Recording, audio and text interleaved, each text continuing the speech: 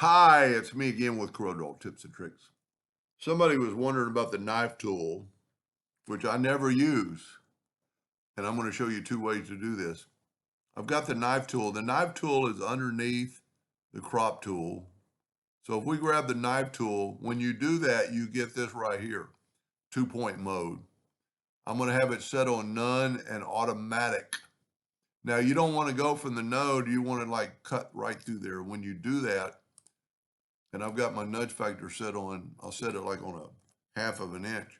And I've got two objects. They're 1/2 an inch apart at that angle. You know, you could make it whatever angle you want. You know, you could do it again, but grab the knife tool and then you get this line and we'll just cut through here and it made that line again. And then I can move this one that 1/2 inch. Now, normally what I would do in this case is just take a, you know, you can do the same thing and it's a lot because you've got to have cut span on none and have this set on automatic. If you would just take a 2-point line, let me get this other one out of the way. And if you'll just take your 2-point line and let's just fill these in with the Smart Fill tool, you can move that a 1/2 an inch, move that one a 1/2 an inch, take away and then fill this one in, take away your lineage by selecting all and go up here and no line. You've got the same thing.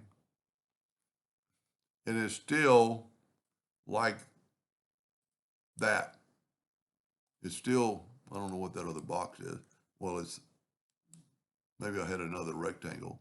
But see, well, that's my original. That's my original. So maybe there is a little bit of difference. It's still going to have your original rectangle. I didn't notice that a while ago when I had it filled in. Let's do that again to make sure. Just take a rectangle, take the Smart Fill tool, or take the 2-point line and go like that. I'm going to make sure only that line looks extra thick. Nope, there's just one. But what you can do, let's set our nudge factor. Well, let's keep it on a 1/2 an inch and fill these in. And then move that over a 1/2 an inch and that over a 1/2 an inch. That's what it is. The box is still there.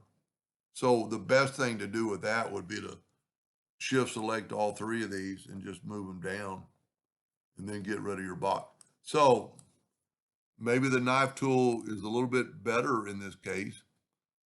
I don't ever do stuff like that, but let's do it one more time with the knife tool.